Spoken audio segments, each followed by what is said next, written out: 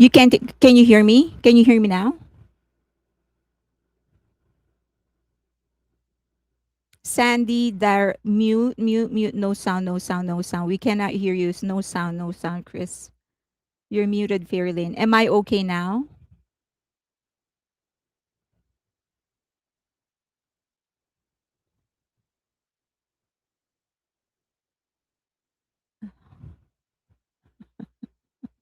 Everyone's saying no sound, no sound, no sound. Now, yes, yes. Okay. I guess I accidentally put it all the way down. Cheryl, hello. I've been saying hi to everybody. You just got to do a leap reading for you to know whom I was saying hi to. So I was asking Amy, why are you not coming to LA? It's Jungkook's birthday.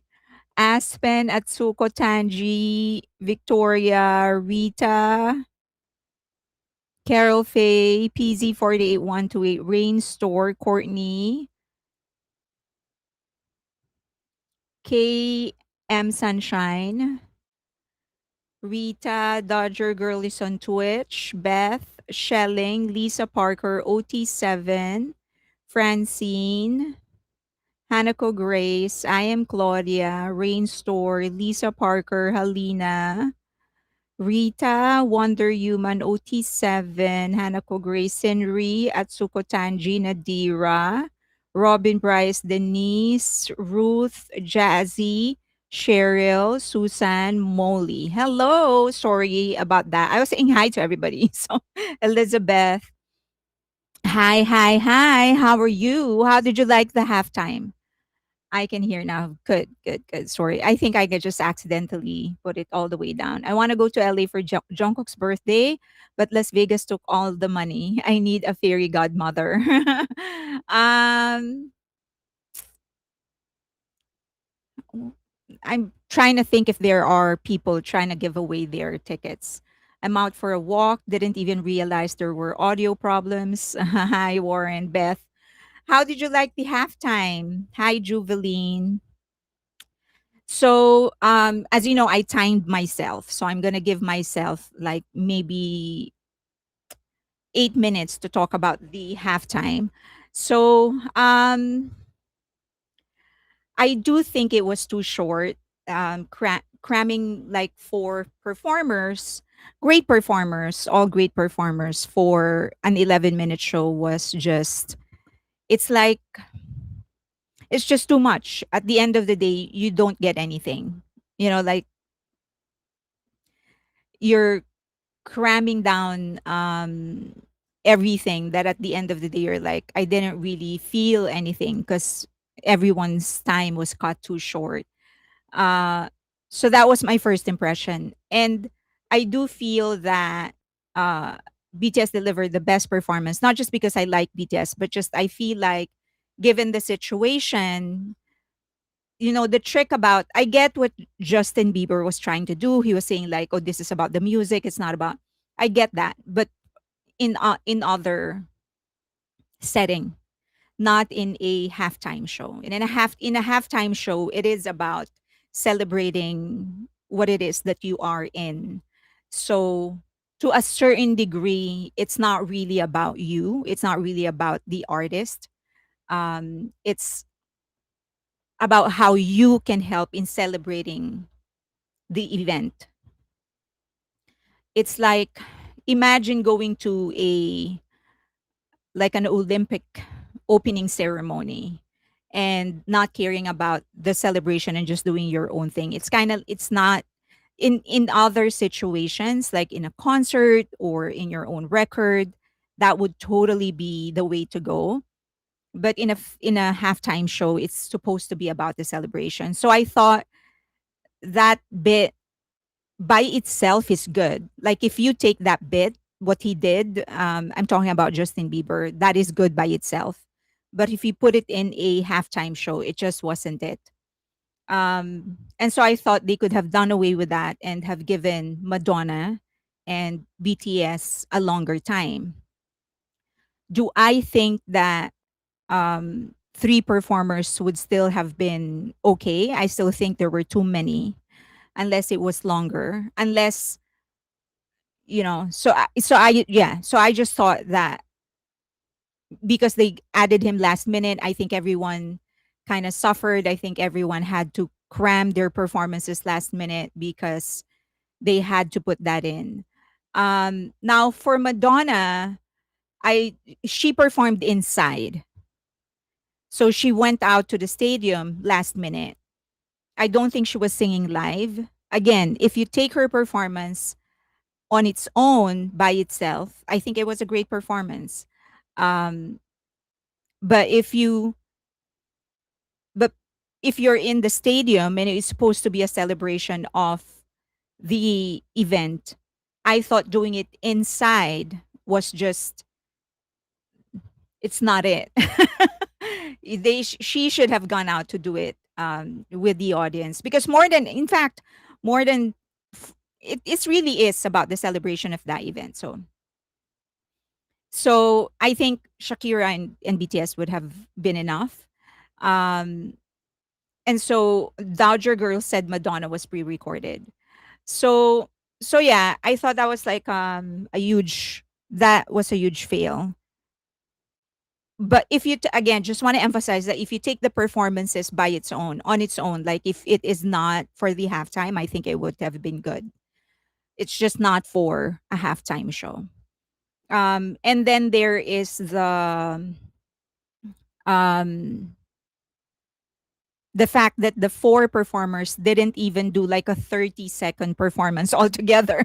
They're like separate performances. So I was thinking like, can't you at least like join Shakira at the end of her last verse or something like that, even if you're just there dancing?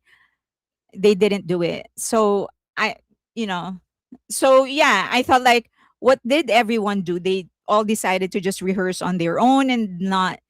So like, why have four performers if you're not going to ask them? I think it had it been like Shakira and BTS, then um they probably would have done at least a minute of performance together. So, yeah, I also thought to a certain degree it was going to be four generations. I thought that was going to be the concept, like four generations all the way down to um the current generation, which would have ended with BTS, and that didn't happen. So I thought, because initially I thought when they did like, oh, Madonna, Shakira, Justin Bieber, and then BTS, I thought, and maybe end with the kids, everyone performing with the kids because they would represent the future. No, that didn't happen. So I really thought like what essentially they tried to accomplish, and this is not American at all. This is not how, because everyone was saying like, oh, they were Americanizing the halftime show, and I thought that's not. No, that's had it been a halftime show in the world, in Super Bowl, it would have had the concept, but there was no concept. So yeah, I thought Shakira and BTS definitely did well. I mean, I just expected that of Shakira because she's been doing this like, I don't know, four times already. This is her fourth. But just that, yeah, doing all four together, the song choice of Justin Bieber, it's a great song, it's just not a song for the halftime. And then Madonna doing her bit inside, and someone said it's hers is actually pre-recorded. I don't know. So yeah. um so remember, the World Cup has never had a halftime show before, and honestly I hope it's the last. It's not the Super Bowl. um I understand the objective of actually doing a halftime show because you're really missing, at the end of the day, the whatever they earn here, if ever it becomes like something similar to the Super Bowl, it will still end with the team, right? Because the teams share on the revenue of what they're going to be earning in the halftime show, or it's for a cause or something like that. So I kind of understand it. I mean, They are a bigger show than in terms of viewership. They are bigger than the Super Bowl. So I don't see any reason, given that I am a marketer, I don't see any reason why they wouldn't earn from the halftime show. I just thought they should have done it properly. Like now everyone is saying like, "Oh, I hope it's the last one," because it was, awful. Half of it was half of it was awful. I mean, as I've said, I think Shakira and BTS absolutely brought it. I thought the two of those should have performed. They would have been enough. But cramming all of those performers in one, it just did not work. Um so yeah, I hope that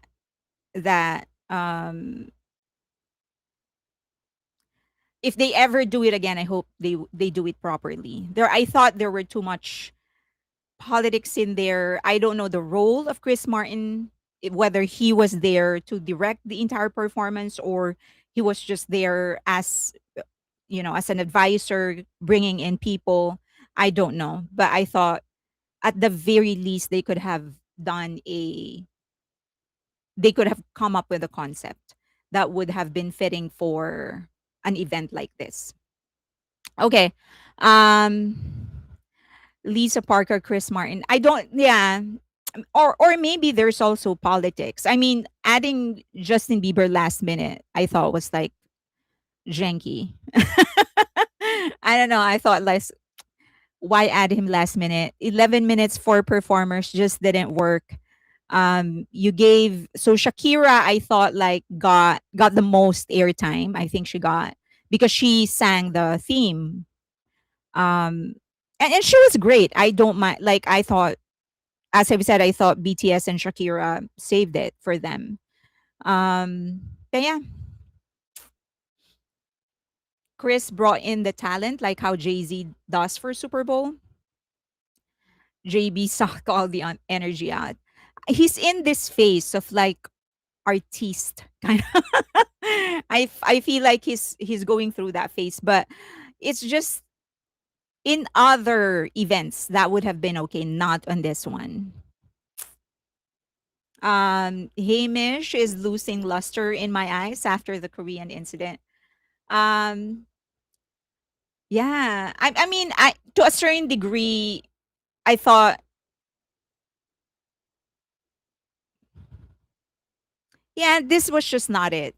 50% of the show was okay, Shakira and BTS, but um, yeah. All right. That's it. That's my piece. I absolutely love the bit of BTS. I thought they absolutely brought the house down. They performed. They could have carried the entire show all by themselves. I think it would have been better. I wish I wish there was a stage instead of them dancing on. But I understand, uh, it does require some sort of mastery for you to be able to construct a stage on the field the way Super Bowl does. But yeah. Um Sorry, Shakira, respect, but I wanted to watch a different blood shaking his hips. I get it. I get that. I understand. Maybe they added JB because he's Canadian. I don't know. I think it's politics of some sort. Fairlane, be honest, how many hotel shots did Army need? Hamish Hanks. Okay. Let's start. So we have three main topics today, one of which is the numbers. We're gonna go through the BTS numbers as an effect of the World Cup. We're going to see how that affected their streams, the even the industry chatter. I have some acquaintances in the industry. Um, I actually disclosed a little more on how I get this information on the Friday live stream. So I'll do that. Just a caveat when I discuss the BTS numbers. I'm not going to talk about the solo numbers. I mean, the individual numbers of each member because I don't want to summon the toxic solos here. The last thing that I want is everyone fighting as to who has more search and whatever. So I'm not going to do that here. I'll do that on the Friday live stream because all of us are more reasonable and we're more objective there, so there is no hate discussion. So I'm just going to be discussing BTS numbers. And then on Friday, when I do my live stream for members, then I'll do the individual numbers so that you can see them.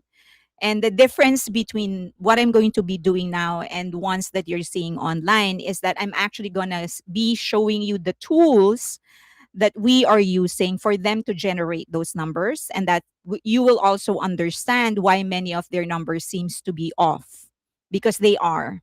Okay.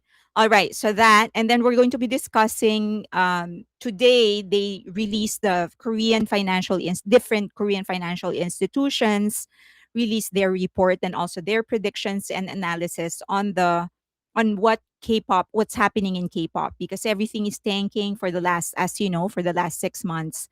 And so they have their own analysis, and a lot of them are saying primarily um, people are investors are kind of nervous about um, this in the fact that uh, the fact that there is no replacement for BTS.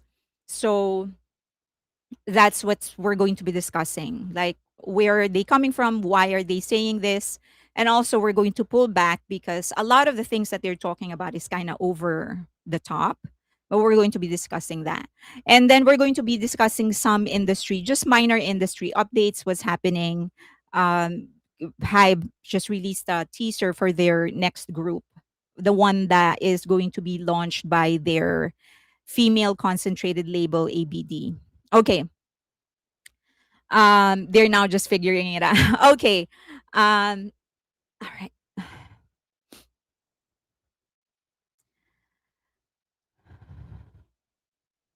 All right. Let's do BTS first. Yes, BTS first. Are you comfortable, baby? So a reminder. So BTS is going to be releasing, Ticketmaster is going to be releasing more production release tickets. It will be available July 21st, which is tomorrow. That will be 12 p.m. Pacific and then 3 p.m. Eastern. And this is right smack into my meeting. We start at 12. And then, so you make sure that if you want to grab some tickets for any show that you want to attend for BTS, tomorrow is your chance. Okay, so that's 12 p.m. Pacific, 2 p.m. Central, and then 3 p.m. Eastern. Happy birthday, Bang Luna. Are you comfortable, baby? All right, so that's number one. Make sure that you get those production tickets. So production tickets can mean anything. It could be anywhere. Essentially, they usually block off certain sections of the audience for different purposes. Sometimes they reserve it for sponsors, sometimes they reserve it for production people, sometimes they reserve it just because they think that it will be obstructed. So different reasons. And the closer they get to the date, more seats are getting released because then they are more certain as to who's coming. So maybe they blocked off an entire section for whatever purpose and they realize, oh, we don't need to block them off. Then they'll release it. So that's what production tickets actually mean. All right. So tomorrow is your chance if you want to grab more tickets. All right. So we do have a lot of positive responses from different US publications and US critics and even the general public itself. They ranked for ESPN, who's not really an authority when it comes to entertainment. They ranked BTS second to Madonna. So Madonna was 9 out of 10, and they ranked BTS 8 out of 10. So they are number two for them, the second best performer. And then Forbes also gave rave reviews about BTS. There was an article saying that BTS actually saved the entire performance. I kind of shared my the same sentiment that I have, that BTS absolutely brought the house down, and it was like great for them. Okay, yeah, happy birthday, Bang Luna. And then, so several articles from Billboard, from Forbes, Enemy, different articles. So all of them, I think one of the common thread, the common theme among the reviewers is that uh, if you are going to be objective about the performance, you would be like BTS was actually the best one of the four performers, and I absolutely agree. So, in all fairness to the media, I kind of got it right. ESPN ranked Madonna higher, but as I've said, they're not really an authority when it comes to performance. But I appreciate the effort. Okay. And then there are a lot of locals that are really rediscovering them now, and we will see the numbers reflect that. A lot of people are not even sure who they are, like what are the names of the members. A lot of them confess that they never really bothered checking them out because they have stereotypes, they have preconceived notions about boy bands, especially when it comes to K-pop, and they now have actually rediscovered, they're not rediscovering but discovering BTS. And then, so even more feedback from the local market, BTS is by far the best moment. Now, I think one thing that is very important is that a huge chunk of this entire effort to break away from the usual K-pop promotion is so that they can uh, appeal more to the general public, specifically for Europe and North America. So, and I guess, not I guess, but they actually sort of verbalized that in their documentary. They did say that a huge part of what they want to do this time is to talk to more people, open their music to more people, and also because they themselves are growing, right? So I'm assuming that they are now thinking about their future, how they can actually do this far longer, both together and also as individuals. So that's also why I like measuring and looking at the trends specifically in North America and then sometimes in Europe, because as I've said, that is actually part of one of the biggest goals that they have in chapter 2. So there are different tools that we use, and some free tools that even you can use. So maybe once I start introducing them to you, you yourself can actually go into these tools and see for yourself what people are talking about. So one of the free tools that people like using on X, on Facebook, is Google Trends. That's free for everybody. If you have a Google account, you can access Google Trends, and it's very easy to use. I'll demonstrate that to you in a bit, but um, just a quick rundown on what the trend is saying. So I generated two types of trends. One is the last 24 hours, and I generated that just before the 24 hours was up last night. And then this morning, sorry, and then the year to date. So I can see the number of searches. It's the Google Trends can look at two things: the number of search on YouTube and the number of search on the web in general. Okay. So, and then you can control the timeline. And I'm going to show that to you. So this is for year to date, excuse me, year to date. And these are the searches on YouTube in the last from January to now, not to now. So you can see, because I generated this before the end of the 19th. On the very end, the one closest to me, on the very end, you can actually see the upward trend. So they definitely are getting more YouTube searches, and you will see what the searches are actually about. So the last time that they had it, that this kind of a bump, was during their uh, comeback, Gwangwamon. So that other bump on the other end, that was their comeback. And then now again for their trends, for their FIFA World Cup. So this is YouTube. Now you can also generate the web search itself. By the way, this is percentage, not number of searches. So for the web search, it's even more telling because in the initial announcement that they had back in January, there was a huge bump. And then when they did their comeback in Gwangwamun, there was a huge bump. And then in North American concert, huge bump again. But the highest bump. So remember, this is not YouTube. This is web. So they're searching for BTS. When you're searching for YouTube, you most of the time that means that you kind of already know something about BTS. Maybe you already searched on Google, read a little bit about that topic, and then you're going to YouTube so that you can further explore. That's the difference. In web, usually this is where people would go to when they're looking for something for the very first time. It's still search, Google search. So that is the difference. So here you can see that in terms of um, like initial research, it is higher now than it has ever been this year.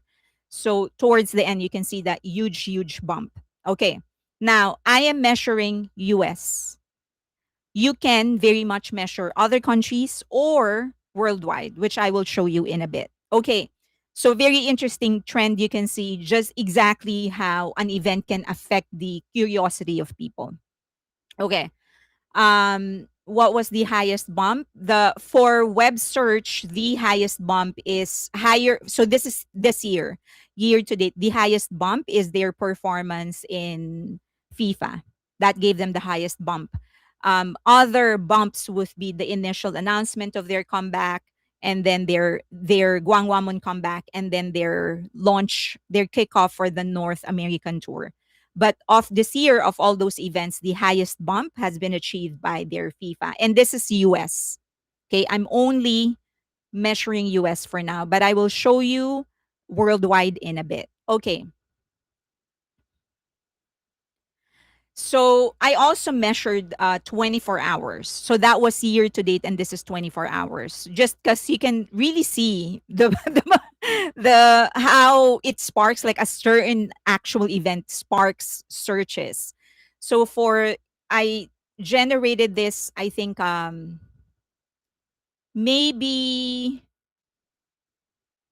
3 a.m. Pacific when I generated this, 3 a.m. Pacific.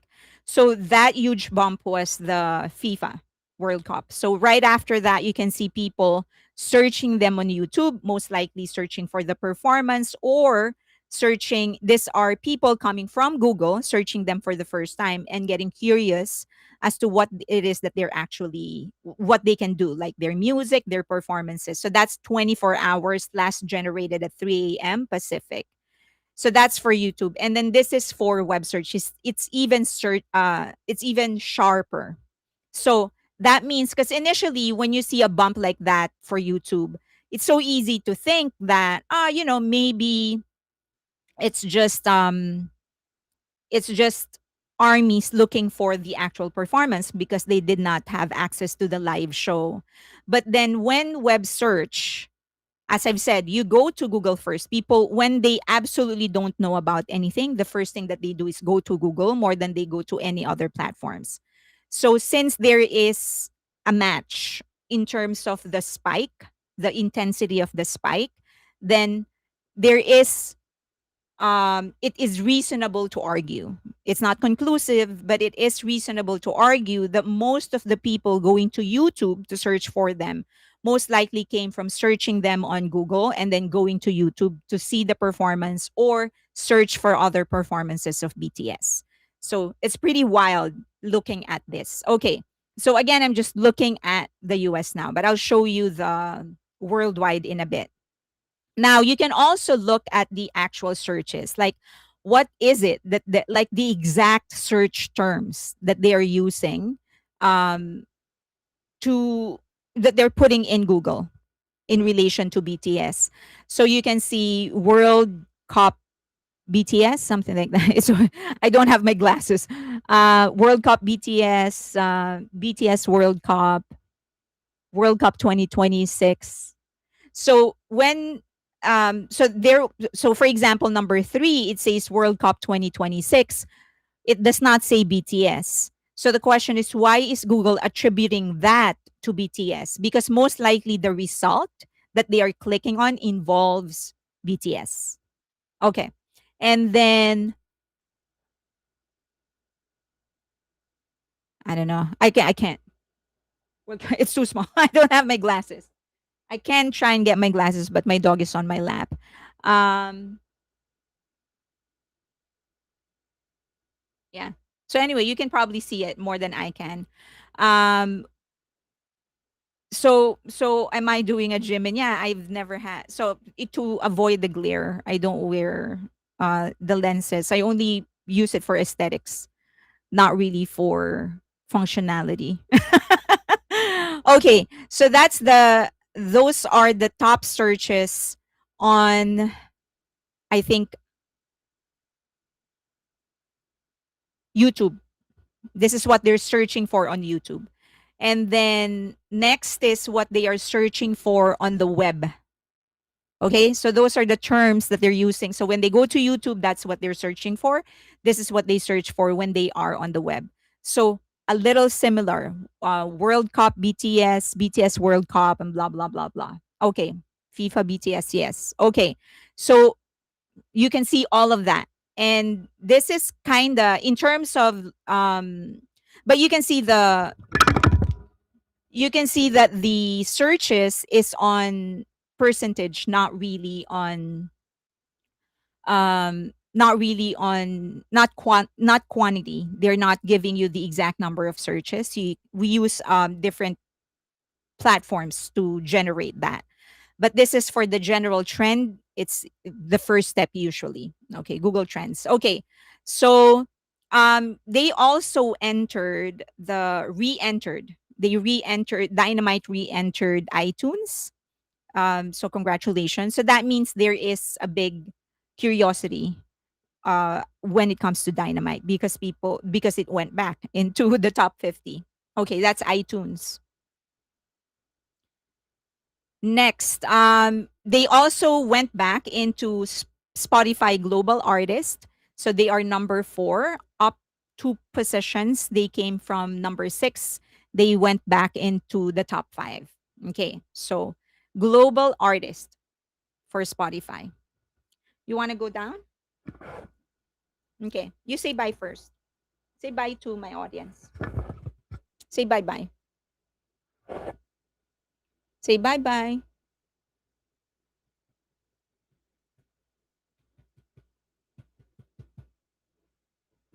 Say bye bye.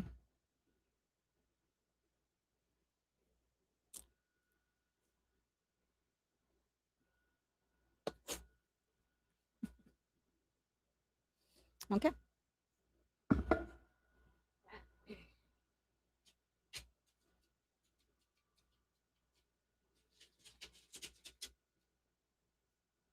You want to go out? You want to stay there? You can stay here because it's the AC is on. Do you not hear the AC? Okay, so that's for iTunes. Don't worry, I will show you the different platforms that we're using. But let's just go through some stuff, some generals. Okay, I think he wants to go out. I'll just open the door.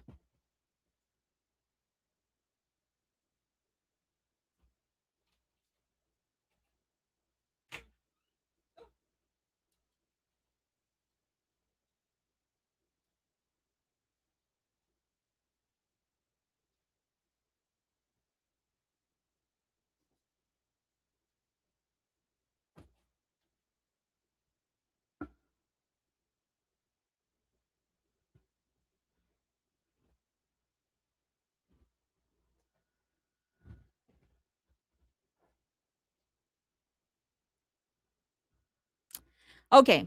Um, that's for global artists daily charts, and their performance is also the most viewed. On YouTube, for the individual performance, the most viewed across is the one that is for the full halftime, because Fox uploaded the full halftime and then they uploaded individual performances. So the full performance is 9.65 million, and theirs is close to, I think, 9.2 already. And then Justin has 2.3 million views. And then Madonna has 1.4, and Shakira, I think, has 2 point something. So they are their performance is the most viewed for individual performances. And of course, Jungkook made history. He is the first Asian male artist to perform twice at the FIFA World Cup. Okay, so and then so just there's another tool that we use, Chartmaster. You probably see this a lot on X if you have an X account. I just wanted to show you that BTS is the most streamed artist right now. They classify BTS under K-pop, and they have 52 billion streams across all of their on Spotify, and this is across their discography.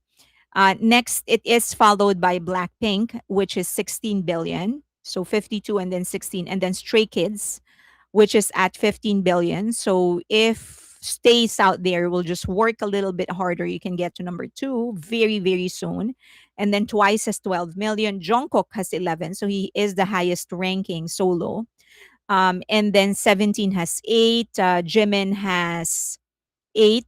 So 17 has 8.5. Jimin has 8.4. Jenny has 7.8. New Jeans has 7.8. And Hypen has 7.4, almost 7.5. TXT has 7.1. And then Les Seraphim has 6.32. So they're the top 12, the Dirty Dozen. And then also the most streamed song is Seven. It has 3 billion streams. Next is Apathy at 2.5 billion. And then Who, 2.48 billion.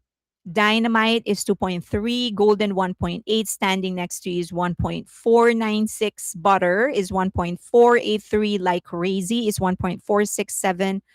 Money by Lisa is 1.42. And then Boy with Love is 1.4. Okay.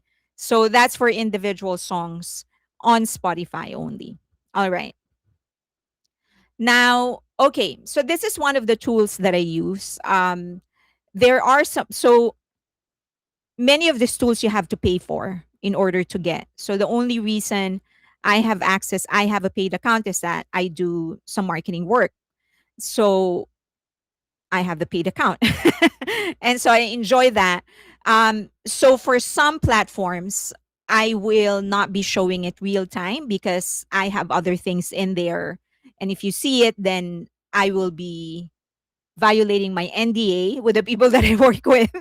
So some of it I just did a screen cap, but then others, there are a few tools that I can actually show you the inside of. Okay, but so this is one very, very helpful tool if you want to hyper focus on Twitter. If you want to see their Twitter interaction. But just a warning that Twitter is just one platform of the many platforms out there. It definitely does not represent the world. Okay. So, or even the global trends. So, this is one example, and I just traced the keyword BTS. But um, okay, as I discuss it, I'm going to sort of share with you the major pitfalls that many of this X account and Facebook accounts are actually making when they're showing numbers on Twitter, like, oh, this is the most search, whatever, whatever. Okay. All right. So this specific platform is hyper focused on Twitter. Now, um, in the last 24 hours, there has been 199 posts um, from reputable institutions. So I filtered it to show only reputable institutions. When I say reputable, I'm talking official ones like Hybe, BTS Tweet, Big Hit, you know. stuff like that. So in the last 24 hours, they have posted about BTS or some major publications like Vogue, ESPN, that is about BTS. However, that total 199 posts is valued at 6 million. I can maybe I can just wait a minute. I still have it open here. Okay. So that 199 posts equates to 6,000 per, this is per tweet. um per tweet is the price of that for you to be able to tweet something like that is 6169.17. Okay. And then the total impressions of that 199 post is 30,614. Okay.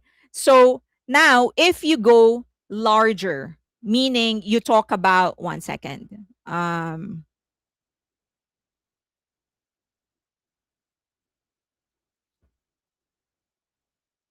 Okay, because I'm trying to look at the numbers.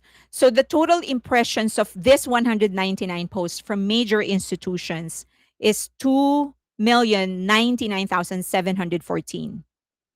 Okay.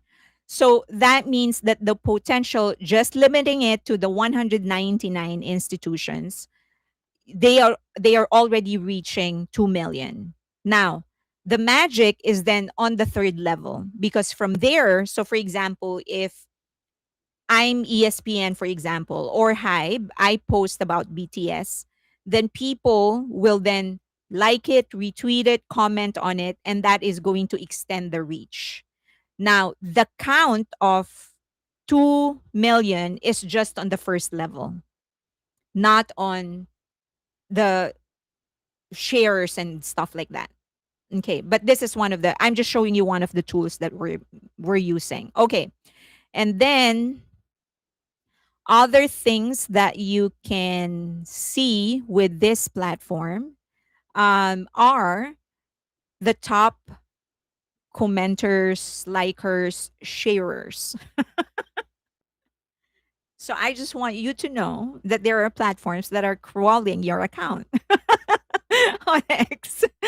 So when I go to this platform, I can actually spy on the accounts, public accounts only. So if you private it, then the platform won't be able to use it. When I say spy, I mean use it as a part of my analytics.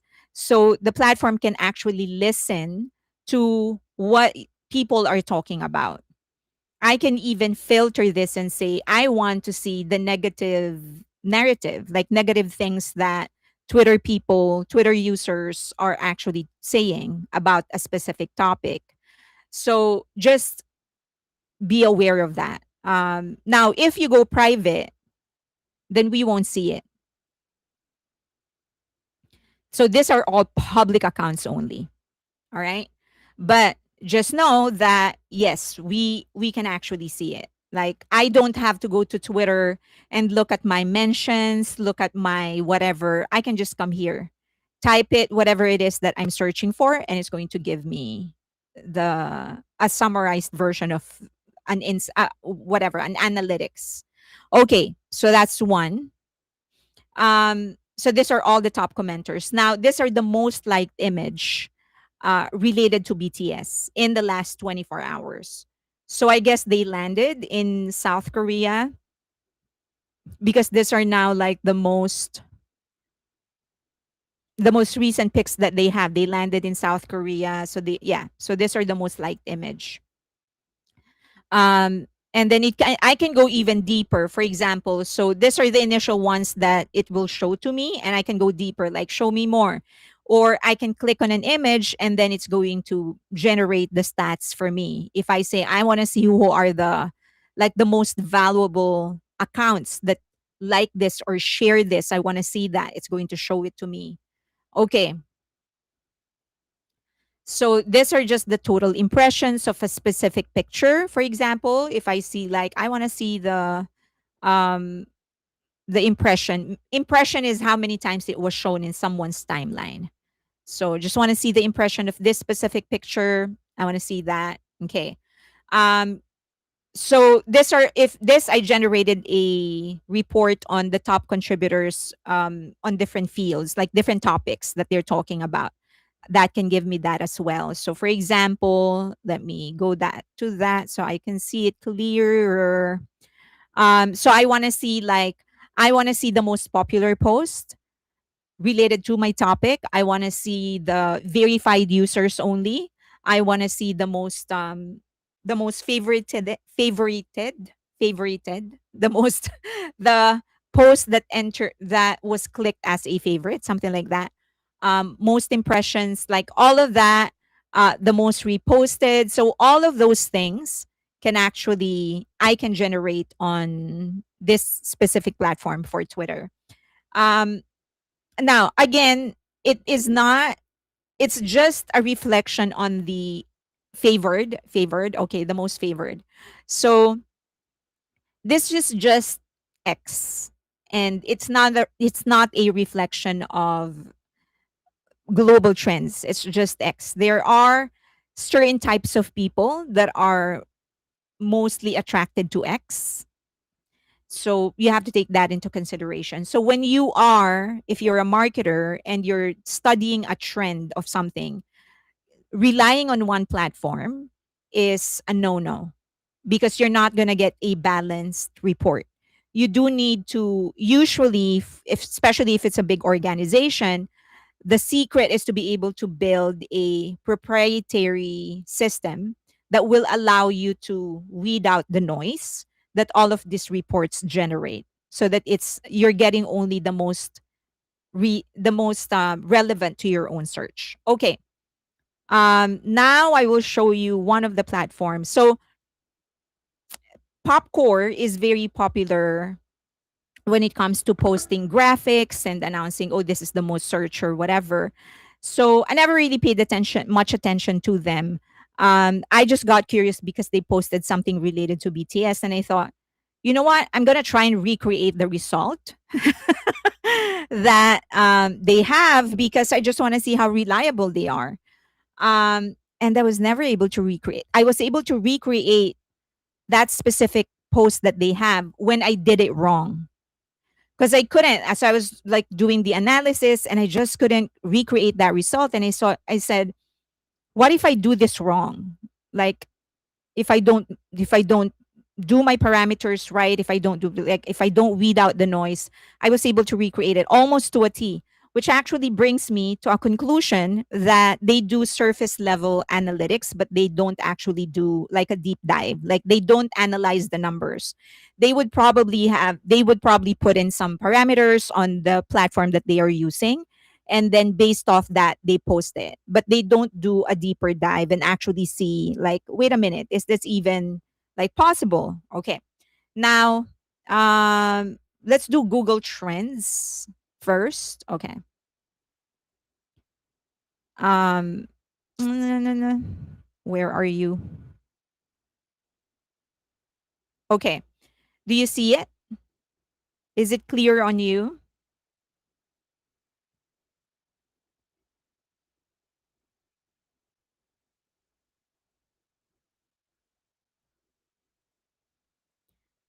Is it clear? Can you actually see the screen, or no? Let me know. It's clear but tiny. Let me see if I can do something about that.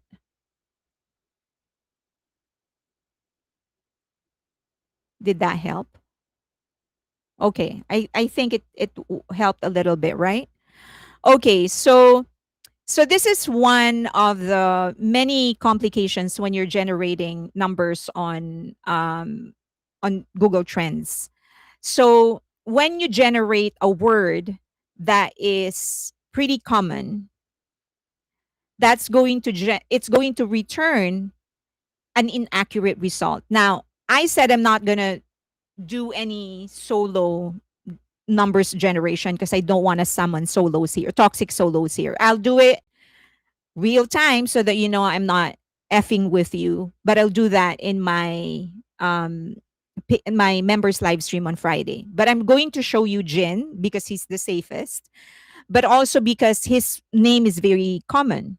Like people would call him Jin if you're a fan, and most likely if someone asks you like, "Oh, who's that with a broad shoulder?" You're probably going to say, "Oh, that's Jin," right? Okay, so when people go online and say, "Oh, Jin," okay, if they search for Jin, yeah, you're going to generate the result. But then you have to dig deeper, way deeper, because his name is very common. It appears on many, many other names. So, for example, who's Jin Woo?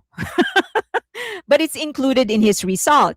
So of course BTS Jin BTS, that's okay. But then who's Sing Jun Jinwoo? Jin Chinese, solo leveling. What are these things? So all these things you have Jin Sushi, Jin Sakai. Like all of these things aren't relevant to the result that you're trying to generate, right? But it is appearing. So your general query when you see this, when you see that trend, it includes all the noise. So then you have to dig deeper and see, okay, what are the things that I need to take out so that your numbers, your report is not corrupted. So sushi, Jin, Jinwoo, solo leveling. I don't know who these are. What is a Jin age? Probably. Okay, Jin ramen. No. Okay. So, but you get the gist. You get the point of what I'm saying. You do have, you cannot generate one report and say, oops, there you go. You do need to make an analysis. Okay.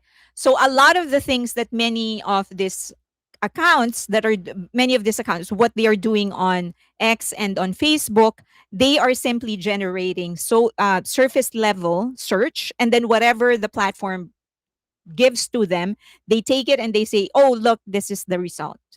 So there is no proper analysis, there is no proper insight generation.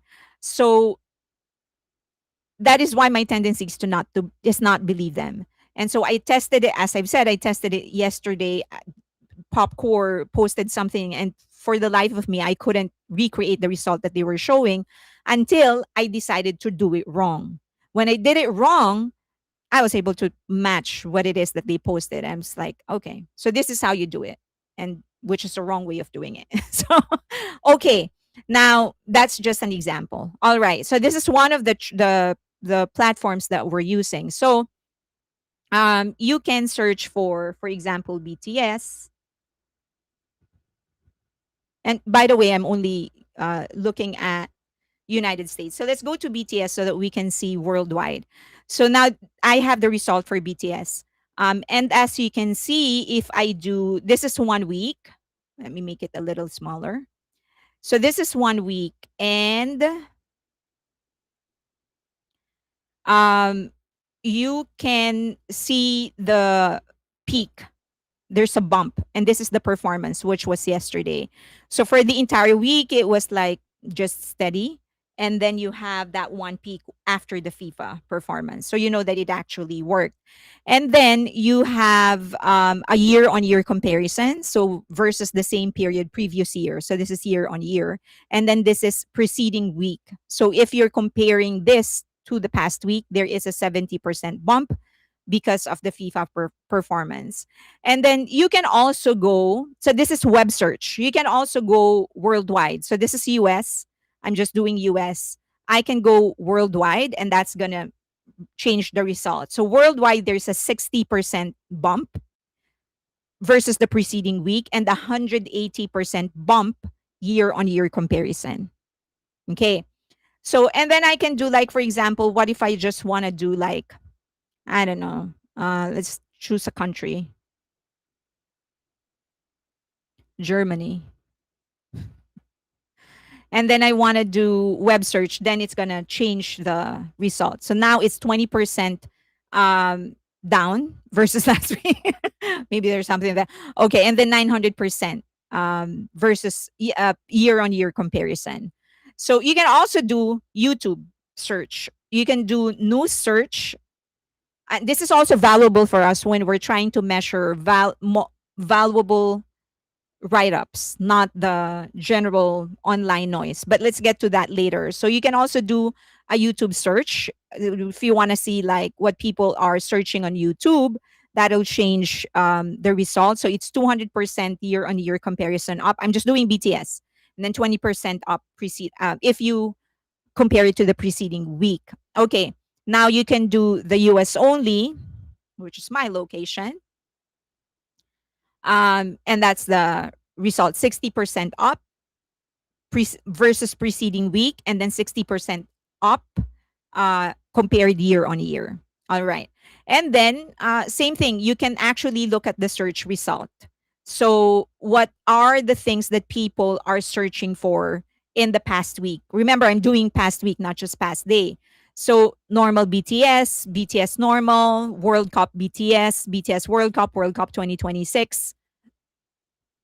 So anything related to World Cup that has a 2,100, 2,800% increase in search. Okay. And then, so this is the top queries. I think you can see it, right? Okay. So you have the top queries. So these are just the, like in general, what people are searching for in relation to BTS. The rising queries, they actually track specifically what are being searched real time, that is sort of starting to trend up. It does not mean that it has already trended up. It's just starting to. It doesn't mean that it's peaking, but it's starting to trend up. That's why they call it the breakout. The breakout. And then there are other things that you can do. So, for example, if you want to do like explore that specific search, then it's going to give you the result for that specific search. You can go. So this one is specific to that keyword. Okay. So you have so that's the keyword that I chose, World Cup BTS. So we know that you look at that. More than 5,000% increase from last year, because nothing happened in the World Cup last year. But something happened here. So, and then there's 600% preceding year. So there's a lot that you can actually do. But this is very surface level. It's percentage, that's one, but it can guide you. So all of these keywords, you can actually take them and then put it in another platform that we use, trace them, and that'll give you more result, more granular information. Okay. Um, then you can also, there's another like trending now. If you want to just see like what's actually trending right now in the US, there's you can do that. So if you want the past 24 hours, you can do all categories, or you can hyper focus on specific industries. You can do entertainment, climate, business and finance, beauty and fashion, autos and vehicles. And then you can do all trends, or show active trends only, meaning the one that is trending right now. And then by relevance. So there's a lot that you can do here. But again, very surface level, because it does not give you the granular level. Okay. By Get Well Jazzy. Okay. So that's Google Trends, one of the platforms that we actually use. Now, let me show you. Let me see. Let me show you Moz. Okay. So Moz is more, it gives us more information. Let me close this or minimize it. Okay. So Moz is another, it's kind of SEMrush. We use it for specific tracking of a keyword. And this gives us more information, like more like granular, more details on a specific keyword. So for example, let me make it bigger.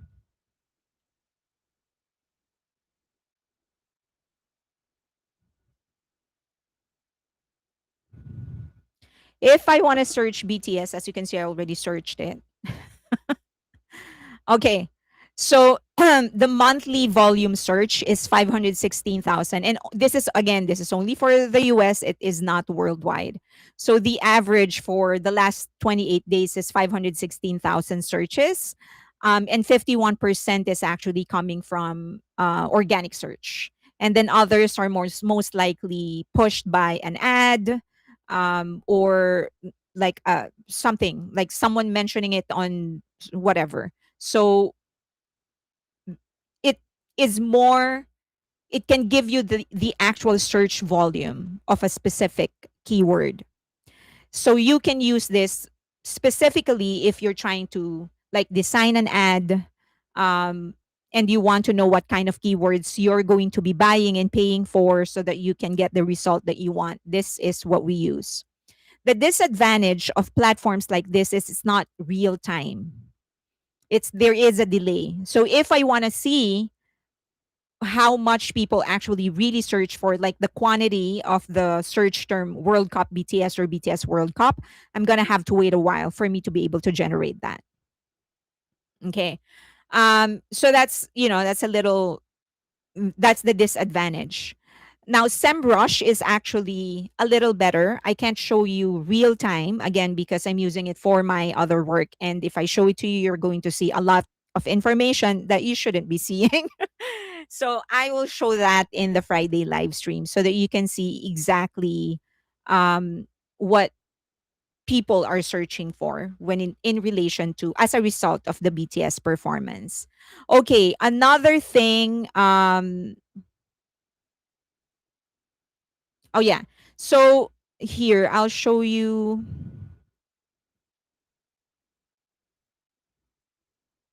Do you see it? Okay. So this is Chartmaster. By the way, Google Trends, that's absolutely free. So you can use that anytime. You can also have a free keyword tool. That means like you can search for specific keywords and see the number of searches of a specific keyword on Google, and it's free, but you're gonna have to open a Google Ads account. Okay, so this is Chartmaster. This is another platform that many accounts on X and on Facebook are actually using to track different things. So this is where I generated the most streamed songs. So as you can see, that's 7. Just in case you want to see the rest of the list, I stopped at number excuse me, at number 10, Boy with Love, and then you can go down further. How you like that 3D, Love Me Again, Fake Love, Kill This Love, Life Goes On, Pink Venom, Cupid, Don't Say You Love Me, OMG, Dido, Jenny, Shut Down, Super Shy, New Jeans, Blackpink, Do Do Do Do Do, and then other things. So it goes up until 200, I think, or even more, especially if you have a paid account. So another tool that we use. And then Sprout Social. Okay, let me show you this. Now, the Moz platform and Google Trends, that's for Google searches. If we want the Chartmaster report, yeah, yes. So if you want to focus on social listening is what we call it. You want to see trends on X, on Instagram, then you need to use platforms that are specifically designed to listen to social media trends. Okay. So, for example, Sprout Social is one of them. And they trace what people are listening to or talking about on a specific platform, or you can go hyper focus and see like how many are actually posting about BTS, for example. Okay, again, I'm not gonna do individual BTS members. That's just gonna summon the toxic solos. I'm just going to do BTS, and then on Friday we can go as granular as you can get. You can dictate to me what it is that you want to see, and we will generate it real time so that you can see the actual result. Okay, so for BTS, here, let me pull that out so I can see you guys while I'm actually doing this. Okay. So for example, um, this is there are different things that you can do here, but this is the social listening tool, and then you can put so my main topic is BTS. And it's going to ask me other questions like what it is, where do you want to listen? Do you want to listen on Blue Sky, Facebook, Instagram, Reddit, TikTok, Tumblr, web, the X or YouTube? So if I say X and they say just want to look at the X, I don't want to look at Reddit, I don't want to look at Blue Sky. I just want to concentrate on X. It's going to give me, because BTS is such a common term, because it's also being used as like behind the scenes, right? Then it's going to give me a warning that my result will most likely be too general. It's still going to give me a result, but it's telling me that it's too vague. You might want to um, s- put some more parameters so that your search becomes more reliable or relevant to what it is that you're searching for. Okay, so let's just say I do all of that. Let's pretend I do all of that. There are things that I can exclude. So, for example, I want to exclude noise that are coming from sweepstakes, sales listings, coupons, cryptocurrency, supplemental income. I don't want that kind of a result. Or I can also say anything with there's one that allows me to exclude um where is that adult content. So I'm telling the system if it is an adult content and they used BTS, I don't want to see that. Okay. So I can include that, but I don't want to see that. And then there is you can also only include content that has images or videos if you want. So I'm not going to do that. Just want to exclude adult content. Okay. I can also go country specific. Okay. All right. So let's just say, okay, these are all the things that I want. I put it on all my parameters. Then I can just update my topic. Okay. Let me make it bigger so that you can see better.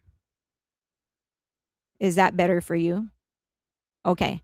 So then it's telling me that on the last 30 days, based on all the parameters that I set, BTS is generating 2.32 direct posts on a daily basis.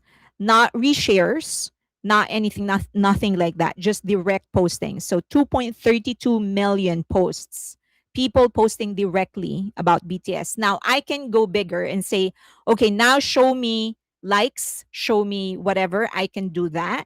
But so this is the just the posts. So that's another tool that we use. It's Sprout Social. And then there's other things. But there you go. So when I said when that account posted something, I said, okay, let me try to recreate this result.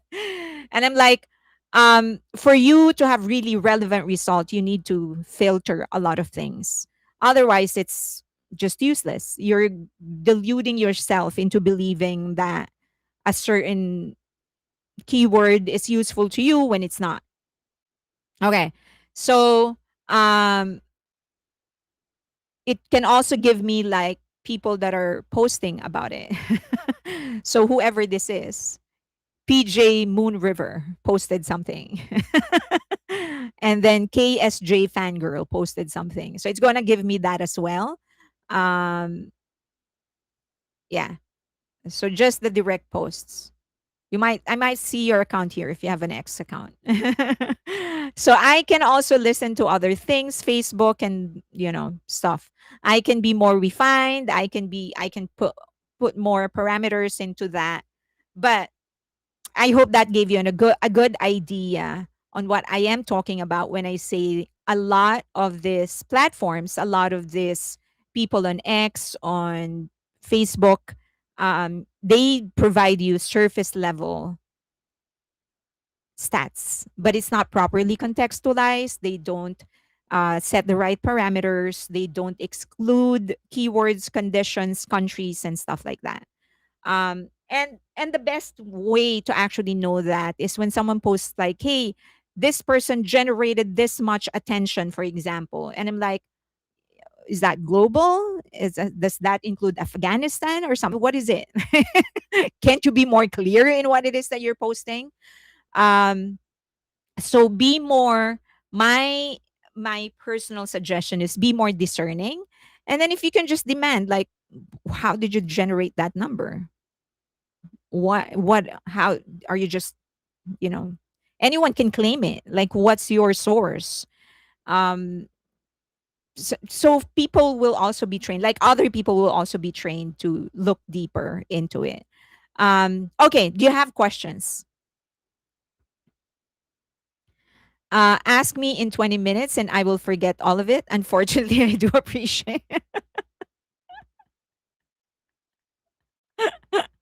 What numbers do big companies use? The big numbers or the filtered numbers?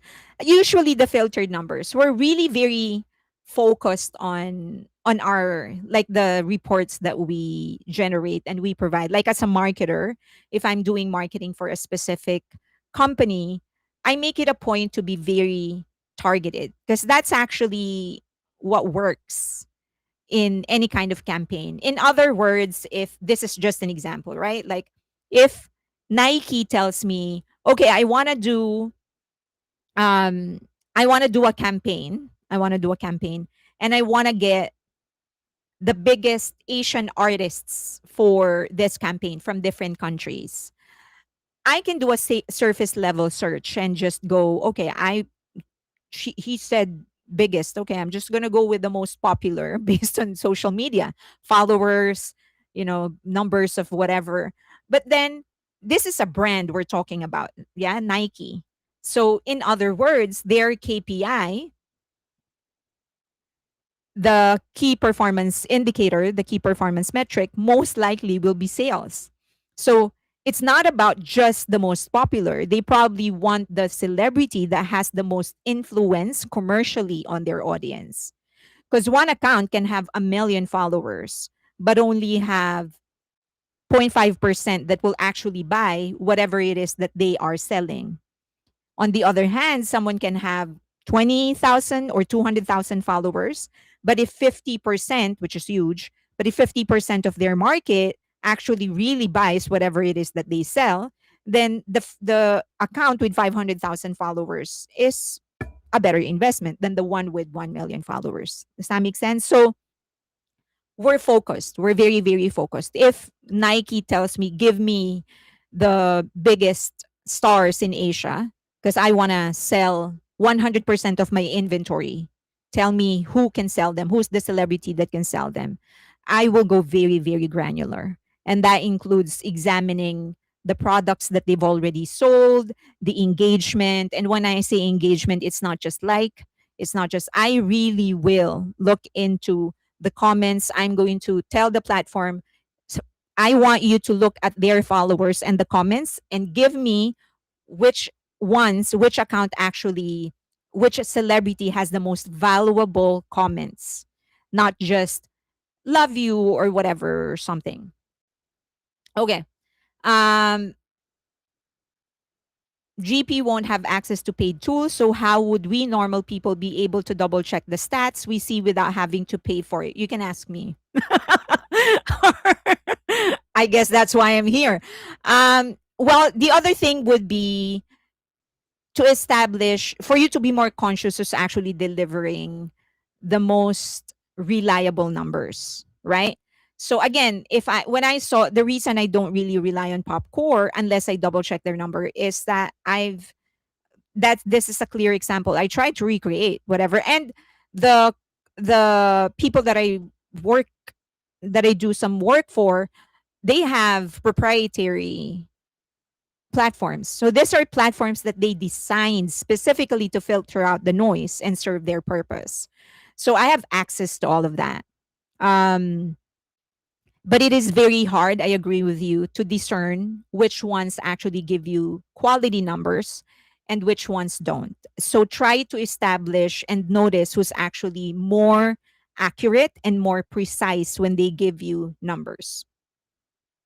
When the minute someone says, okay, uh the most search whatever, your first question is, search where who are you search where, search in Google, search what across all platforms, in what country, global, does that include Asia, Afghanistan, Vietnam, whatever. So the most reliable would be the ones that are very precise in the numbers that they give you. Okay, I always check three sources. That is good. That is good. That is a good practice. Just be careful because many of these accounts would echo what one account gives. So, for example, I saw that number, that specific Twitter account posted. I saw it posted by several other accounts, and I realized they're just copying it because they realized it got a lot of engagement, and so they just copied it. They reworded it and then posted it. So be careful with that as well. Okay. I think RMs is looking to be an ambassador for Nike. He held his Nike bag on Incheon like a Sam. Maybe. Fairlane, I have a question. What was the stats in Naver? What was the stats in Naver? What do you mean? What stats in Naver? I noticed that too. I feel RM and Suga could be Nike ambassador. What was the Korean searching in Naver the day after? Ah, okay. I can generate that. I'll generate it and then I'll put that for you. I'll show it to you. Okay. Do you have questions? We can go on to the next topic. Um so on if you want, so for the Friday live stream, you can already send me your questions in advance. You can do that by DMing me or putting it on Patreon, and then so that I can generate it in advance. But I will still show it to you like in real time so that you know that I'm not pulling the numbers out of my behind. That I'm actually using tools that professionals actually use. Do I get extra credit on the quiz since I asked the question? Yes, you will get extra a better room in heaven. I'm kidding. Emotional support picks, please. I did not prepare any. I think I'm gonna like I have enough topic to talk about, but I can show. I'll do emotional picks next time. We trust your numbers. Lol. Paris D2 would be awesome. Okay, I'll do that next on Wednesday. Okay, now let's talk about something even heavier, which is the financial industry in South Korea. So there are different publications. It's that time of the year when they do an analysis on what happened in the first quarter. And this is global. Usually, this is the time of the year when reports actually start coming out because the numbers are already released, enough time for analysis and stuff like that. So for South Korea, that is that time of the year, and they released several reports. Essentially, this is your summary that the four companies, the four entertainment biggest entertainment companies in South Korea, that would be Hybe, SM, JYP, and YG have been tanking for the last God knows when, last 6 months, last year, and they did an analysis as to why that is happening. So they said the combined market capitalization of these four companies evaporated, a total of 5.4 billion US dollars gone in the last 6 months. Okay. That's a lot. By any standard, that's a lot. Okay. Next. And these are the reasons that they gave. So this analysis is specific to the entertainment industry in South Korea. They said number one, there's a fade of event-driven momentum following BTS's comeback concert. That is the Gwangwamon and the Goyang concert. They said that after that initial excitement, retail investors, so there are two types of investors, right? Retail investors and um, corporate funds. Okay. So retail would be me. I go in, I trade, I buy, I sell. That's me. The other is like funds. These are long-term investors usually. So funds are companies, investment funds that gather money from other people and they put it in a pot and then they use that pot to buy to buy um, stocks. So if you put your money in a fund, that's institutional investment. If you put your money in a fund, we usually say also you do not have direct exposure, meaning you yourself, you're not holding it. It's the fund that's holding your stock. I have direct exposure to some stocks because I myself do the trading. I buy and I manage my own account. So I have direct exposure. If we say, oh, you don't have direct exposure, that means you're just, it's in a fund. You're not necessarily doing it yourself. Now, They said that many of this, both institutional and also retail investors, after the initial like excitement of BTS's comeback, that has faded, and there is a sell-off, right? So after the initial excitement, there was a peak. So they matched, almost matched, like they were about like $1 away from matching their all-time high. And so people decided to make money out of it. So there was a sell-off. And then nothing happened after that. And so people sort of did not experience they didn't feel excited again. Okay. Now, the other reason that they gave is the absence of the next generation mega IP. So they're saying investors are looking as to who is the next BTS, and they can't find any. So they're panicking and they're thinking, well, there is no next BTS. So maybe we don't need to put our money there because they're not going to go up. Like the industry is going to stagnate. It's not going to bring in as much money as before. It's going to die, whatever. So they said, we're not going to reinvest the money that we pulled out.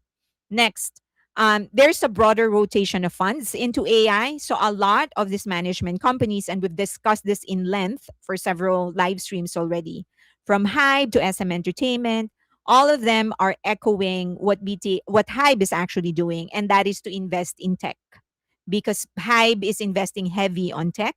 We've discussed that before. People are following, and so the industry is seeing that many of these entertainment companies are actually starting to invest in tech. And so they think, well, if you're investing there, then probably the money is there. So why invest on you? I might as well invest on the one that you're investing in. Okay. All right. So that's the three reasons they gave as to why people pulled out their money and they're not bringing it back. Now, in terms of the decline, the steepest decline is SM Entertainment. So they lost in the first quarter of this year 48.8%. Okay. So that would be an equivalent of 2.1 billion from the end of last year. Next to that is YG, down 42.1%. So this they generated from for the first half of the year. So January 1 up to the end of June. If you go and check the numbers, it's going to be different now. So this is for the first quarter only. And then so YG is down 42.1%. They're next. Third is 36% loss, and that would be Hybe. And then JYP is also down 35.7%.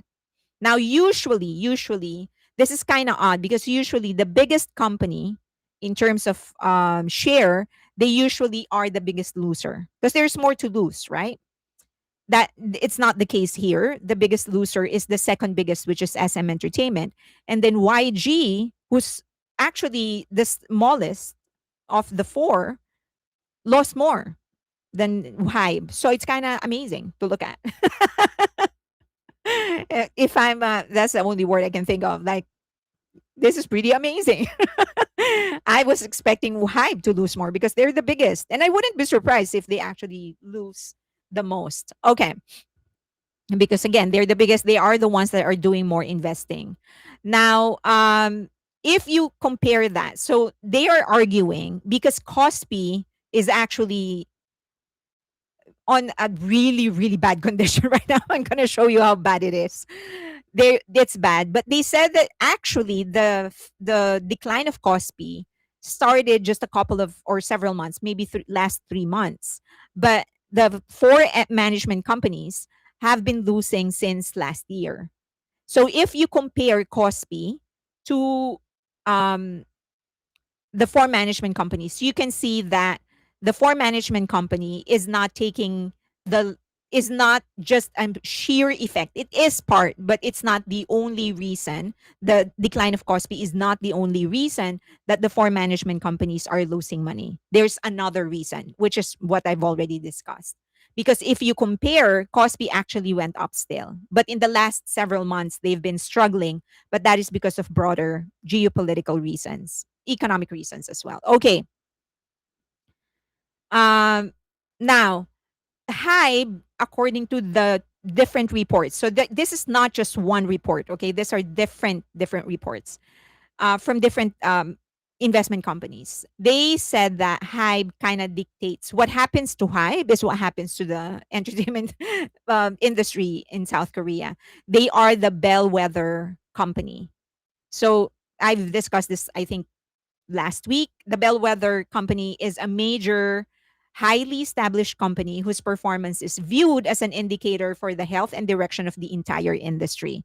So essentially, if I am an analyst, I'm going to look at what's happening to Hybe and say, okay, whatever is happening to Hybe is going to affect the rest of the industry. That's what we call the bellwether.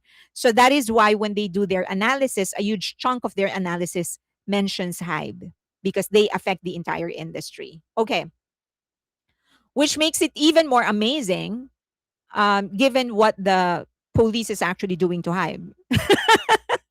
Like, if don't they know that that's a weather? Well, I guess it's a different, different branches. Okay, all right. So Hybe in the last, so this is year to date, just so you can see how bad the decline is. Just want to emphasize that what you saw earlier, uh, that was first 6 months. This is year to date. So that includes until today, July 20. So Hybe has lost 41.33% in market value since the beginning of the year. And then you have SM Entertainment, who has lost 49.32% since the beginning of the year. Okay. And then you have JYP, who's lost 42.45%. And then year to date. And then YG, who's lost 45.45%. So if you put this four together, Hybe is actually the one who lost the least. It's pretty amazing because they're the biggest. This rarely happens, by the way. The biggest usually is the one that takes the biggest hit as well. Okay, now if you put them all together, at least it's clearer to you. One is 41%, 48%, 42%, 45%. Okay. When can we buy Hybe stock? They're still waiting for the approval to make Hybe, all the entertainment company stocks, to make it available for foreign investors. Okay, so Jin Inhe, which is the analyst of Shinhan Investment and Securities, said that the concentration of AI investment flows and excessive concerns following the sell on BTS. So this guy is actually like, this thing about people panicking because there is no next BTS is too much. Like, he is actually like pretty upset that a lot of investors are like, there's no next BTS. I'm out.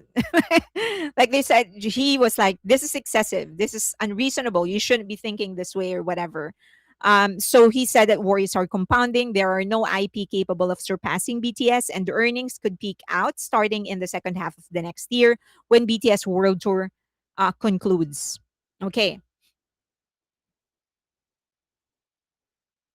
Okay. And then another one from NH Investment and Securities, He Jianghua. Yi Wajung said that again. He mentioned that BTS is the bellwether. Sorry, Hybe is the bellwether stock, and he said that BTS's activities are scheduled to continue in the first half of next year. However, he believes that other groups like Cordis and Cat's Eye will actually reduce the dependence on the mega IP of BTS.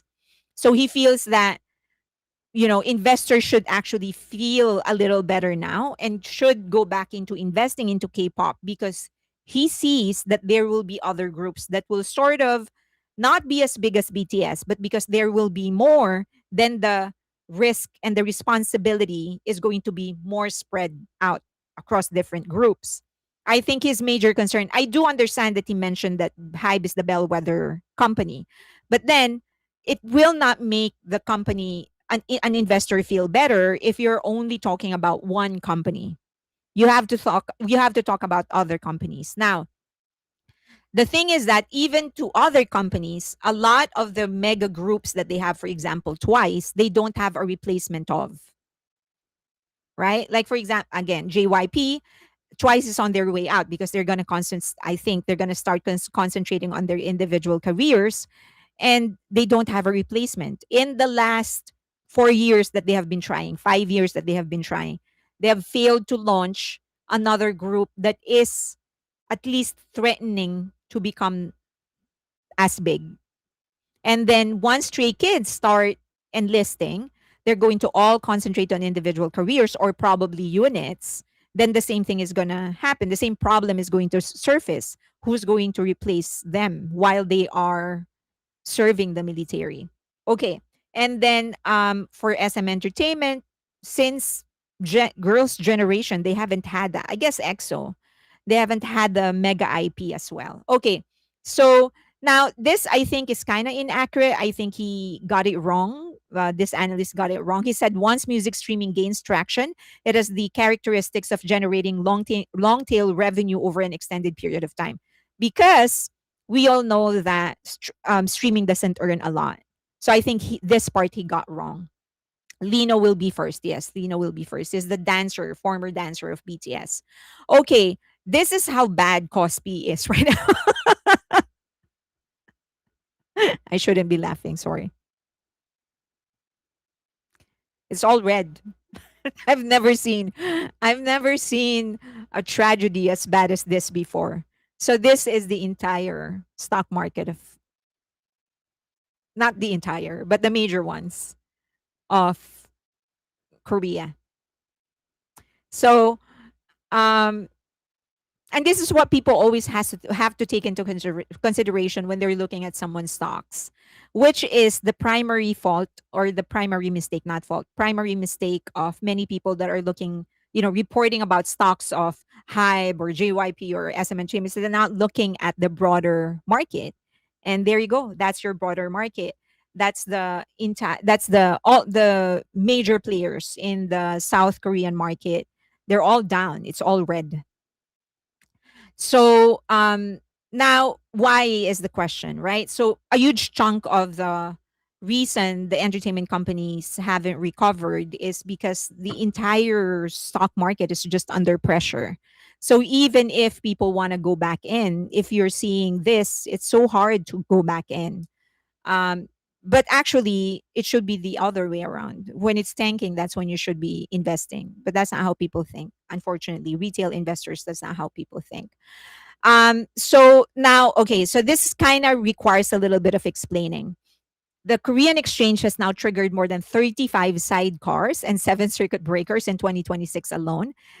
Compare that to the 2008 global financial crisis. The entire year had 26 sidecars. So a lot of people are going to ask, what the hell is a sidecar? Why are we talking about a sidecar in relation to entertainment? A sidecar is the temporary pause, in other words. So it's a minor automated emergency cooling mechanism. So what the market usually does, for example, the New York stock market, when they know that it's going to tank, like if everyone is starting to panic and they can see a lot of selling, they pause it. No selling for the next 5 minutes. Like everybody relax, chill. Because if they allow the trading to continue, the entire market is going to tank. So they do a sidecar. They pause for 5 minutes and they tell people, take a walk for 5 minutes and then come back when you're all calm. But you're not going to tank the entire market. So that's what a sidecar is.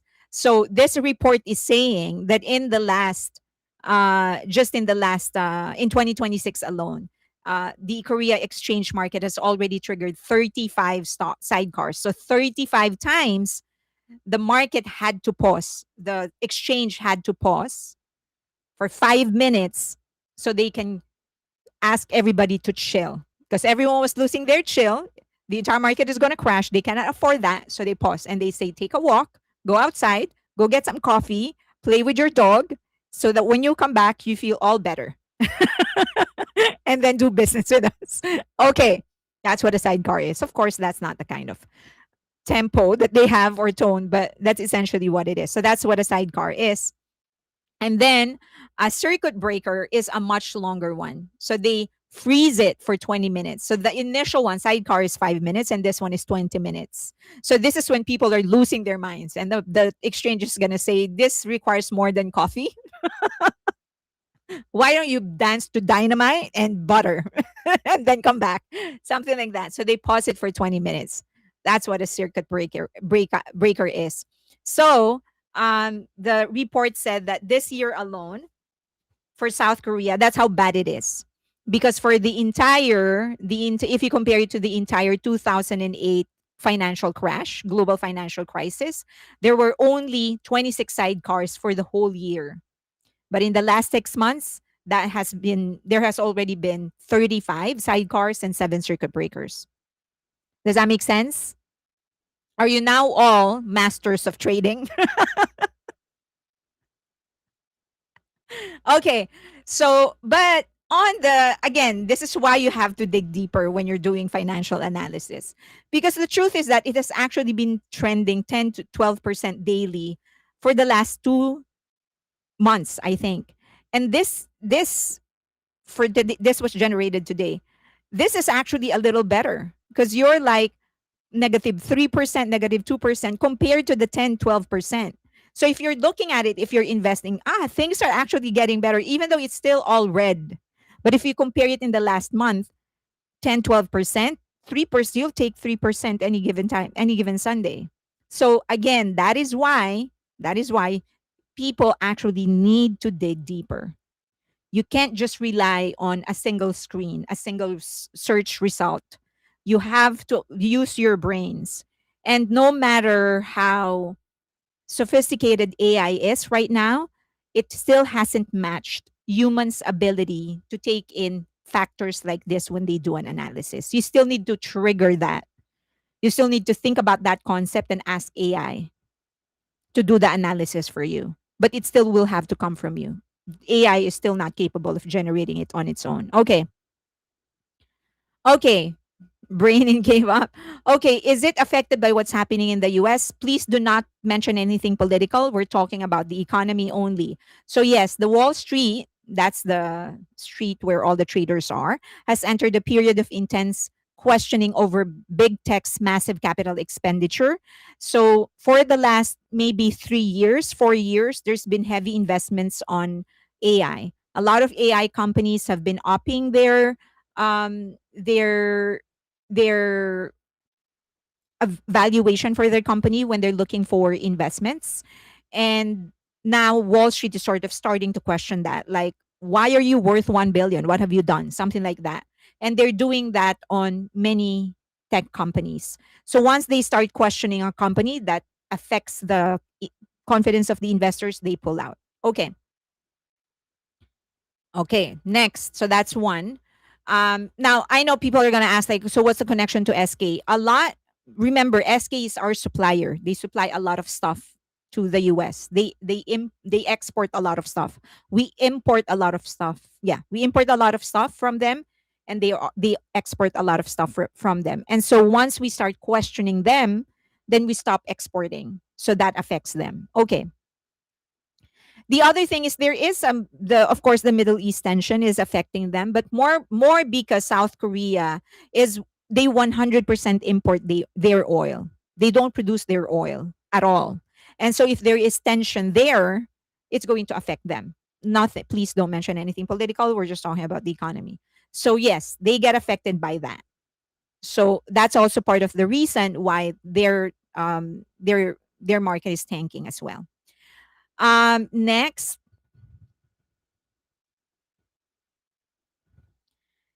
so there's also they launched single stock leverage ETF. So a lot of well, there's a lot of funds that are actually just investing on one stock.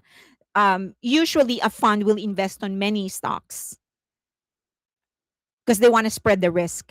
But then there's a lot of funds that are investing on just one company. So that's the single stock leverage, and they're going after them now.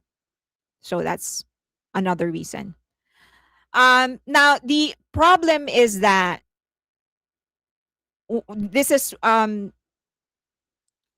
of the major problems that some investors, just investors in general, are starting to realize is that many thought that the success of BTS is the success of K-pop. And now because they're failing to sustain the success and only BTS is able to sustain that success, then a lot of investors are kind of realizing, wait a minute, so we weren't investing on K-pop this entire time. I mean, sorry, the numbers that we were seeing on which we were basing our investments, they're not K-pop. It was BTS. And that's starting to come to light. They're realizing, oh, okay, this is not K-pop, it's just BTS. So that is one of the main problems. And I guess, I'm sure that you have seen this, many newspapers writing about like, oh, K-pop won this many awards, or K-pop got this much sales. And then when you look at the numbers, it's just actually BTS, but they're crediting it to K-pop. So that's one of the biggest problems that they're actually experiencing right now. That the success of BTS was not the initial success that other companies experienced, they weren't able to sustain even after BTS's return. And people are starting to notice, investors are starting to notice. Okay. Um, and then the to make it even worse, what the South Korean media is doing is that when it comes to negative issues, they would isolate HYBE, which is the bellwether stock, the bellwether company in the market. They would isolate HYBE and just talk about that problem. They would attribute that problem only to HYBE. And that is a nightmare when it comes to portfolio investors that are coming from countries like like the US, because you don't want headaches. So then their tendency is to pull out. And when they pull out from the bellwether company, they're going to pull out from all other companies. And for now, I guess SK has not figured that out. They are starting to figure it out. But so it's like a perfect storm. It's all of those things coming together that's pulling the entertainment company, the value of the entertainment industry down. The broader stock market condition, um, the realization of this many investors of the fact that the success has been BTS and not that of K-pop. Um, one example of that is just how blatantly bigger the numbers of BTS is now that they have returned. When BTS went to serve in the military, we've all seen the headlines, right? Surpassed BTS, now the biggest this, the biggest that, most this and most that. And then BTS came back and they're just uh, leaving everybody in the dust. So now people are realizing, oh, okay. So they seem bigger because the biggest wasn't here at that time. But now that the actual biggest group is here, then and everyone is starting to show their color. And there was like an initial rush along that era to try and surpass BTS. And it was the only chance that they got. So they did everything, absolutely everything they could to establish the records while BTS wasn't here. Um, and now that they're back, kind of people are realizing, oh, okay, so this is what success actually looks like. Okay. Everyone had 3 years or more to beat BTS and has never overtaken them. Yeah. So I'm actually not saying that. I might seem like I'm actually bashing. I'm not undermining the successes of other groups. I'm a supporter of many other groups. I'm not undermining them. It's just that there was this illusion. There was this illusion that they were the same level as BTS, because BTS wasn't doing anything at that time. They were all serving the military. And now, and so from the point of view of the investor, because the risk is spread out, right? Because there are other groups that are, in your impression, just as big as BTS. You're kind of, okay, that's a vibrant industry. There's a lot of artists. Like, if you want to look at the entertainment industry of Hollywood, you can see that there is Taylor Swift, and there's Beyonce, and there's Jay-Z, and there's Kendrick Lamar, and there's so many artists out there. So it's a vibrant industry. And then you have the movie industry. So you're like, okay, I can invest there because I'm not relying on a single artist.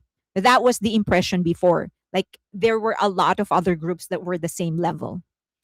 And then BTS came back and everyone realized, oh, okay, no, it's not, it's not this, the risk is spread out. BTS is still very much ahead. And so that's a very concentrated risk. So probably not the best, right?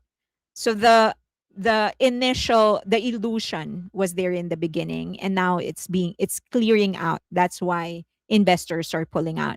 But then that, I think, it's hypothetical, but I think things would have started getting better again had it not been for the bigger financial crisis that's happening in South Korea right now. Okay, do you have questions? I can jump to my last topic, which I think I will be able to cover. Do you have questions before we go? Before we go to the next topic, they perfected the Milli Vanilli novel model. The novelty is over. I read that the K-pop BS. I would have never learned the truth from them. Um, they just need to find their own path. We all prefer genuine to fake. I feel bad for the youngins because those are hard shoes to fill and match. But yet the K-pop industry is still trying to onto BTS. Yeah, what drives the mindset to credit all K-pop to BTS success, to be honest?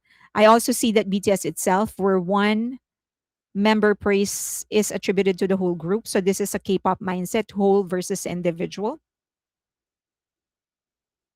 No, I think those are two different things. I think you're talking about one is just the broader financial market, and then the other are just fandoms. No, I don't think those are. I think those are just two different things, in my opinion. I could be wrong, but um, jump away. Approximately 10 minutes left. Okay, I don't have a lot here, so purposely because I knew I was gonna be talking more about the two topics. So, the TUD is the name of the new group of ABD. This is the agency of BTS that is going to concentrate. What is my email? Info at Asian EAC. I'll type it. So as you know, they created an agency that is going to focus on info. So just remove the spaces.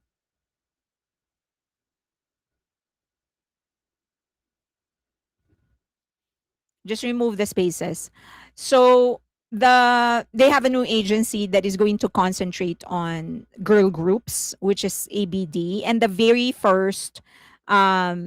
the very first group is named Tude. I think it's from Attitude, could be. Probably. So these are the seven members. They've already revealed the seven members except for one. Well, not formally revealed, but they have been showing them every now and then in the last several months. So that those are the members. So Sohee, Soyeon, Elena, Gia or Zia, Saki, Sia, and then Lee Hani. Now, those are the members. Lihani, Park Seiya, Misaki or Saki, Park Sohee, Park Soyeon, and Elena or Yena. So I guess there's Lihani is Korean British and one is American British. And then one Japanese, three Koreans. Now they do have one member that is the sister. Soyeon is the sister of Twice, Gio. She's the younger sister, the youngest sister of Twice Geo. So that's her. She's going to be debuting for the group. If you search on YouTube, they've actually published many of her performances. So you can get a gauge on her voice, how well she sings. So it's like they said it's going to be a mix of rock and something. So there was a leaked song from the group, and it kind of sounds a little bit of rock. There's a little bit of rock there or something. Um, so I'm actually looking forward to it. Pretty excited. I want to see like what they have to offer. Because since we're going to be the next slide is actually Cordis. It's interesting because now there are groups that are coming out that are calling themselves creator. Like they're not really a group. Like not they're not the typical idol group. They're just creators or like something crew or something like that. Um, as we know, they call themselves Cordis actually called themselves creator crew. So I thought it was interesting. I guess it's a new trend to call themselves creators or a crew instead of a boy group or a girl group. Okay. So Red has spent 86 days. They've broken the record of IVE, who is massive in South Korea. So it's a 4-year-old record for being the second longest running song at number one on Apple Music South Korea this decade. So congratulations to them. So that now they have, I don't know if you've heard, there's some reviews about their concert. Um, because initially I was thinking YG should put out an influencer group. True, true. So there was this it's interesting because one of the things I was concerned about in their concert is that they don't have a lot of songs yet. They've only had 2 albums. So like 9 songs I think. And I thought maybe if they perform 2 unreleased tracks, that's going to be like 10, 11, 12, maybe 12 if they push it. And so I thought, how are they going to fill in the 2 hours? That's a 2 hour concert, at least, right? At least a 2 hour concert. And someone published their set list, and they repeated songs. They would perform the same song twice. They actually performed the same song 3 times. Maybe it's a remix. I don't know. But I thought maybe, maybe can they do covers? They can cover some of the songs. I thought they were going to do covers of some of the songs that James choreographed or Martin actually contributed to, co-wrote because you co-produced. Well, James and Martin both co-produced some of the songs. So I thought of different groups in Hybe. So I thought maybe they were going to do that. But apparently, no. They just decided we're going to sing the same song 3 times. So I was like, interesting. So let's see what they're going. I still plan on watching them. My plan is to just try and get tickets last minute, lowest price possible. Um, yeah. So I'll see. I'll see if I can actually grab one. But I plan on watching. Um, Red Fifth Encore. You're so disappointed. Oh, you watched already? So they talk a lot. Oh, they talked a lot. Okay. Okay. Let's see. Let's see what's going to happen. I think they should, I think they can sing some of the songs that Martin and James contributed to, and then perform some of the songs that James actually choreographed. He's choreographed a lot for Hybe, so maybe they can do that. Why rookie groups are in a hurry to have a concert? I don't know. To get the money back so they can get paid as soon as they okay, maybe they will revamp concert concept set list before starting US tour. I hope they do. I hope they do. um I think it's a remix. It's a remix, the songs that they've repeated. Okay, next. Money, money, money. Cat's Eye is going to release their next single, Animal. I thought that was a good teaser. Like, this is a good teaser video. So looking forward to their. Also, I'm looking forward to their movie that's coming out, Wild Hearts. Shouldn't Big Hit have known? I guess so. Oh, this is a cute one. I saw her dancing to Boom Pala, Rihanna, during the World Cup. Like, she knew the steps. She was like, Boom Pala. Even the leg kick, she knew. So I thought that was cute because she knew the concert. That was the only reason I included her. I think that's my last slide. Yeah. Okay. So I hope that was helpful. I hope that you learned a thing or two. Do you have questions before we go? I have about a minute and a half left. Or team up a couple of groups to fill the time. Asai is really good. I actually like all of their songs. I actually like all of their songs. I just thought, like, you know, to fill the 2 hour and a half, you need about 25 songs. And that's pushing it. Like, that would mean you're singing if you have 25 songs, that's your entire discography.